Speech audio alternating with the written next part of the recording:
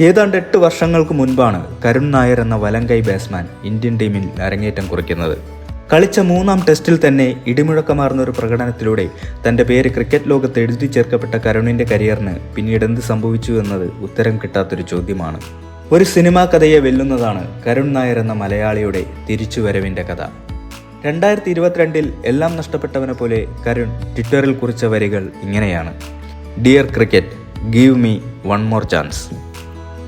2016 Indian test ടീമിൽ കരുൺ നായർ ഇടം നേടുമ്പോൾ എത്ര നേരം അയാൾക്ക് ഇംഗ്ലണ്ട് ബൗളർമാരെ അതിജീവിച്ച് ക്രീസിൽ തുടരാനാകും എന്നത് മാത്രമായിരുന്നു ചോദ്യം. ഏതാണ്ട് ഒരു നൂറ്റാണ്ടിലേറെ ചരിത്രമുള്ള ഇന്ത്യൻ ക്രിക്കറ്റിൽ ടെസ്റ്റിൽ സാക്ഷാൽ വീരേന്ദ്ര സേവാഗിന് ശേഷം ട്രിപ്പിൾ സെഞ്ചുറി നേടുന്ന 2ാമത്തെ മാത്രം താരമായി മാറി കരുൺ. നിരാശയുടെ പടുകുഴിയിൽ നിന്ന് സോഷ്യൽ മീഡിയയിലൂടെ പ്രിയപ്പെട്ട ക്രിക്കറ്റ്, എനിക്കൊരു അവസരം കൂടി തരൂ എന്ന് പറഞ്ഞ കരുൺ ഇപ്പോഴിതാ ഇന്ത്യൻ ടീമിൻ്റെ വാതിലിൽ ശക്തിയായി തന്നെ മുട്ടുകയാണ്.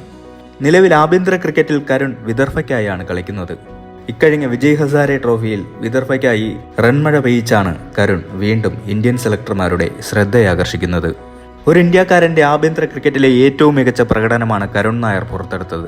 4 സെഞ്ചുറികൾ ഉൾപ്പെടെ 8 ഇന്നിംഗ്സുകളിൽ നിന്നായി 772 റൺസ് നേടി കരുൺ ഇന്ത്യൻ സെലക്ടർമാർക്ക് തലവേദന സമ്മാനിച്ചു.